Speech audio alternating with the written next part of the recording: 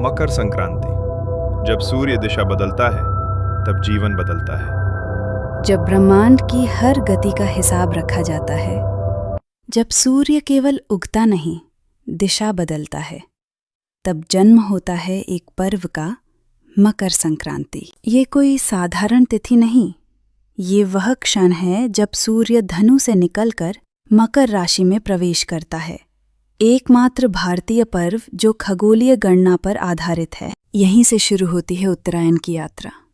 दिन लंबे होने लगते हैं, अंधकार पीछे छूटता है और जीवन फिर से सांस लेने लगता है। शास्त्र कहते हैं उत्तरायण देवताओं का समय है, इसीलिए इस दिन दान, तप और स्नान केवल परंपरा नहीं, आत्मशुद्धि का द्वार है। नाम अलग है, रूप अलग है, पर भाव एक ही है। कहीं ये पोंगल बनता है, कहीं लोहरी, तो कहीं आसमान में उड़ती हजारों पतंगे। तिल की तरह जीवन कड़वा हो, गुड़ की तरह मधुर बने। मकर संक्रांति हमें यही सिखाती है, कठोर समय में भी मिठास बनाए रखना। मकर संक्रांति वो पावन क्षण है जब सूर्य धनु राशि से निकलकर मकर राशि में प्रवेश करता है। ये दिन केवल कैलेंडर की तारीख नहीं, बल्कि समय का वो मोड़ है जहां से प्रकाश की यात्रा उत्तर की ओर शुरू होती है। इसे कहते हैं उत्तरायण। इस दिन के बाद दिन लंबे होने लगते हैं, रातें छोटी होती जाती हैं, ठंड की जकड़न ढीली पड़ती है और धरती फिर से जीवन को आमंत्रण देती है। फसलें पकने लगती हैं, किसानों के चेहरे खिल उठते हैं। मकर संक्रांति प्रकृति के साथ तालमेल का सबसे सुंदर उदाहरण है। भारत में यह पर्व केवल एक उत्सव नहीं, बल्कि आस्था की धड़कन है। कहीं गंगा स्नान होता है, कहीं सूर्य को अर्घ्य दिया जाता है। शास्त्र कहते हैं उत्तरायण देवताओं का समय होता है, इसलिए दान, पुण्य और सेवा का महत्व इस दिन कई गुना बढ़ जाता है। भारत के हर कोने में मकर संक्रांति अलग नाम से मनाई जाती है।